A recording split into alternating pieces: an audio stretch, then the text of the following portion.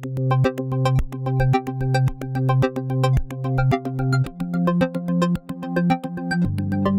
isso mesmo o tema da próxima sessão. Raça e identidade em Brasil, o que o Brasil tem que ensinar o mundo nesse aspecto. E temos o grande prazer de contar, para falar disso, da presença de João Jorge Rodrigues Santos, de Olodum. Olodum, ONG, combinação de ONG com organização de ação social e música, é muito conhecido a todos vocês em Salvador. Então, João Jorge, por favor. Obrigado. Senta aqui.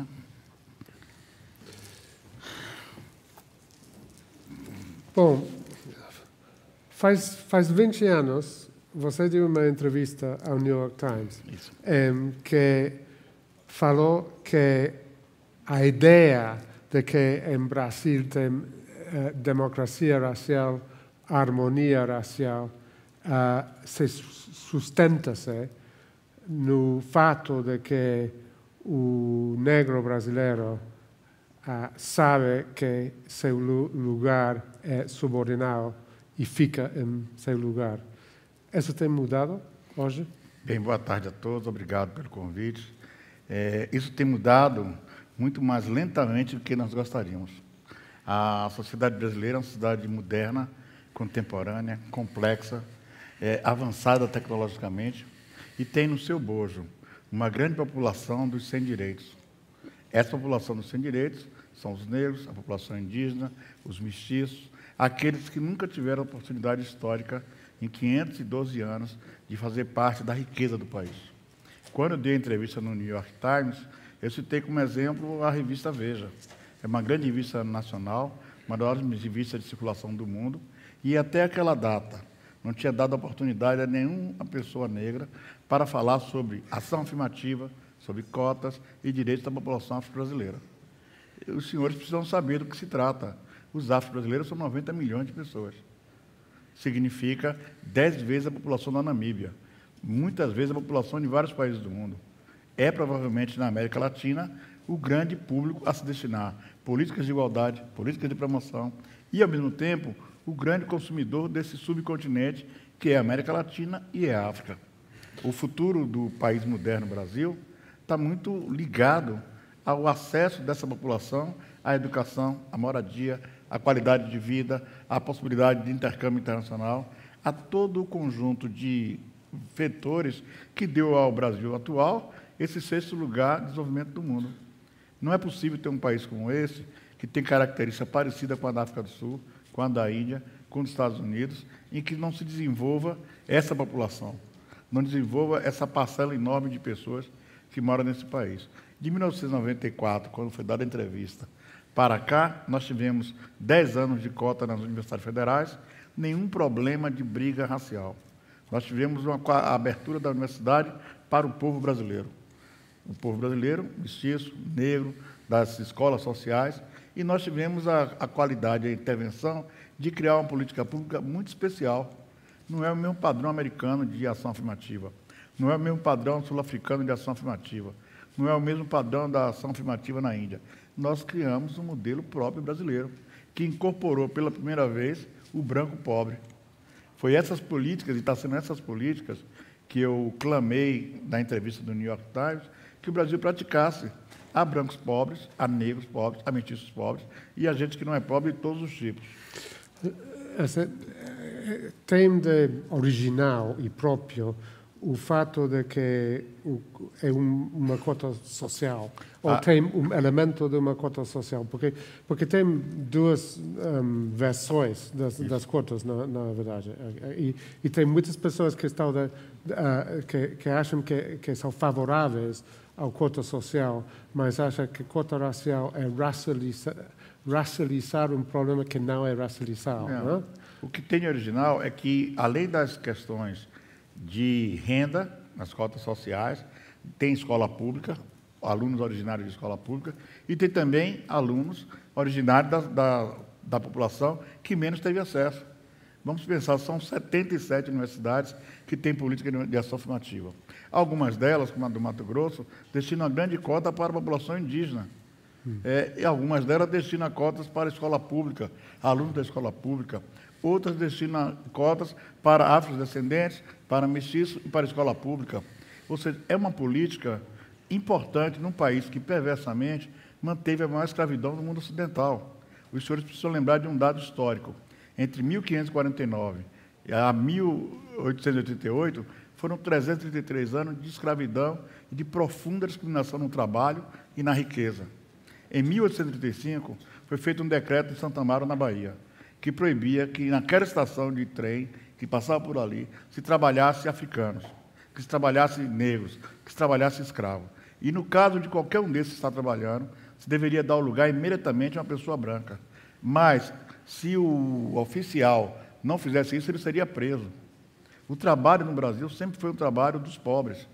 E agora precisa ser dos pobres e dos ricos. A educação sempre foi o privilégio de um tipo de brasileiros. Nós queremos que a educação seja de todos os brasileiros.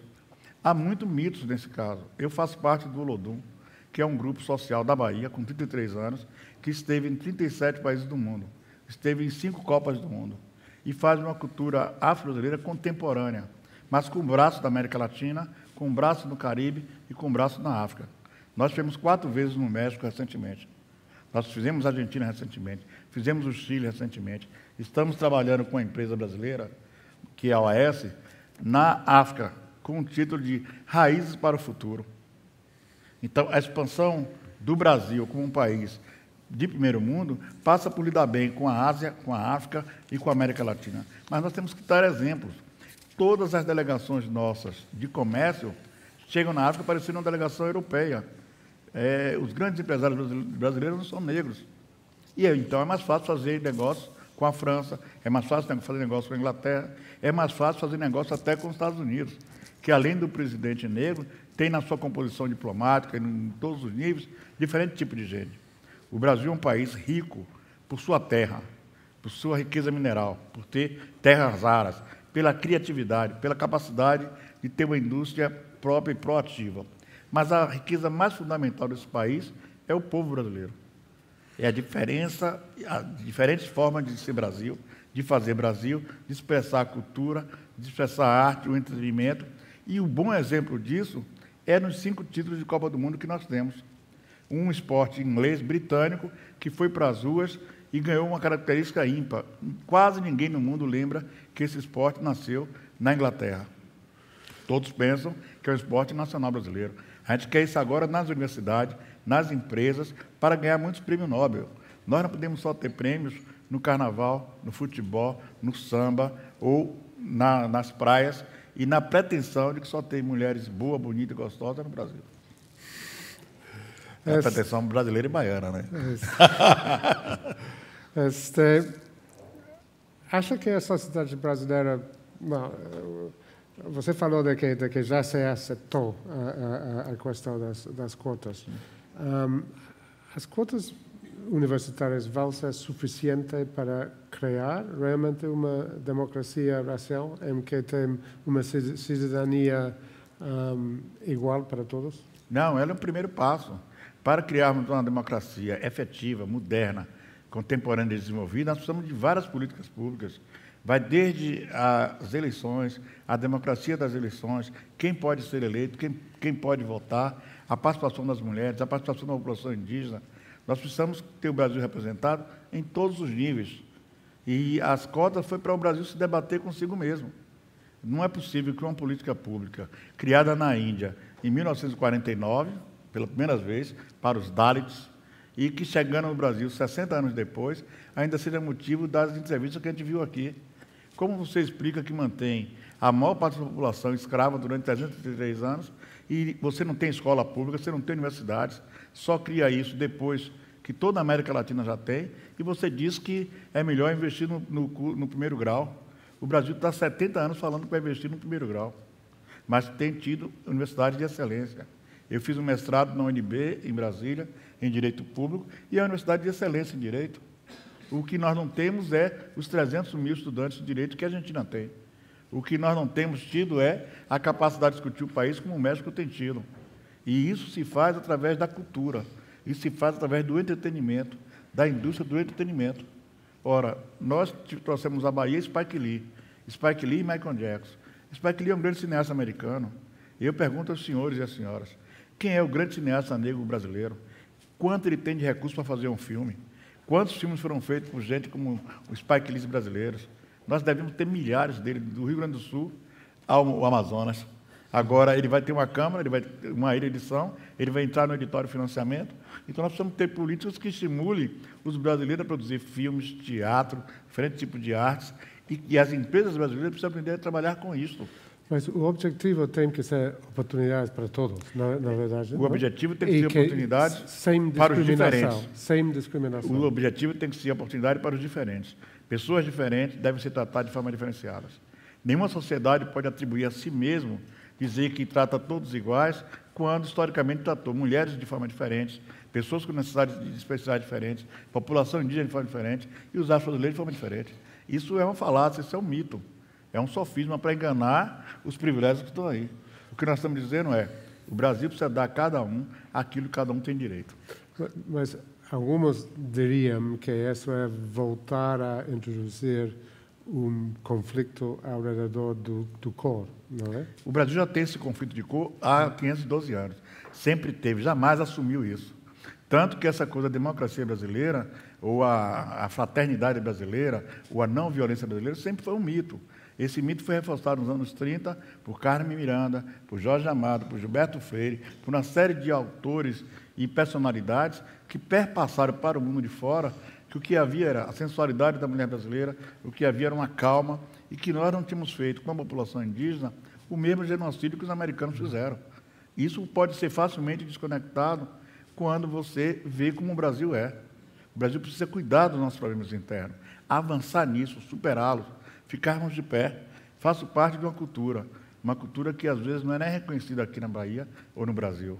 A cultura do Olodum, mas que gerou o Afro-Reggae, Meninos do Morumbi, gerou aqui Régua e Compasso, gerou Arte no DIC, 20 grupos no exterior que fazem essa tecnologia da cultura, agora um em Manila, no oeste asiático, na Finlândia. Nós levamos essa ideia de Brasil positivo, com mulheres vestidas, à Ilha da Reunião, ao país de Gales, à Escócia, e numa época que o Brasil se apresentava com mulheres nuas. Chegávamos na Alemanha ou na Irlanda, vocês não trouxeram mulheres nuas? Não, nós trouxemos tambores, cultura, identidade, tecnologia social, cuidar de crianças, cuidar de adolescentes, de pessoas de terceira idade, uma música poderosa, uma música que comunica o Brasil sem falar inglês, porque é uma música universal. Nós fizemos um bolero de Ravel com o Pelourinho, nós criamos uma TV, agora a TV Olodum, uma TV digital. Nós atuamos com a modernidade que o continente africano nos inspira. Então, o Brasil não vai precisar ter uma política de igualdade que crie conflitos, não. Os conflitos existem. Cada vez que nós estamos num prédio social, todo mundo sabe que eu deveria entrar pela porta de serviço. Isso ainda é verdade? Isso é verdade e funciona. O presidente do Ilhaê, que é vovô, esse personagem bacana aqui da história do Brasil, estamos normalmente, eu e ele, no aeroporto, somos os únicos rastas fares no aeroporto, e muita gente fica segurando a bolsa. A gente está ali, vai pegar o avião, estamos com tique, as pessoas segurando a bolsa. Ele normalmente diz, olha, minha senhora, hoje a gente não está roubando, não, hoje nós estamos de folga. Ou então, o comissário vem e pergunta em inglês, minha senhora, eu sou baiano, eu sou brasileiro, e nós somos daí. Porque nós estamos aqui? É isso, é preciso que mais pessoas de todos os tipos no Brasil, tenha do carro, tenha a indústria, tenha a representação na Fiesp, tenha ao mesmo tempo a possibilidade de voar de primeira classe, e dizer do Brasil no mundo. O que nós estamos falando aqui hoje, nesse debate, é o Brasil é suficiente para estar no patamar que está, ou é outra invenção? O Brasil é realmente uma potência mundial, o Brasil se desenvolveu a tal ponto que é irreversível a participação da sua gente na distribuição da riqueza. E, quando a gente fala dessas políticas, nós temos que lembrar o seguinte, durante todo o período da escravidão, a discussão não era se libertar os escravos ou não.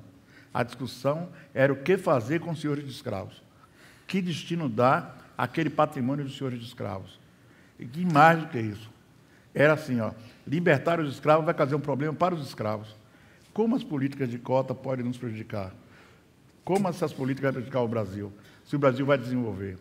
Nenhum país do mundo que tem política de ação afirmativa, e hoje são quase 62 países, ficaram mais pobres. A África do Sul, a Índia, os Estados Unidos, a Escandinávia inteira com as mulheres, a América do Sul inteira com as mulheres.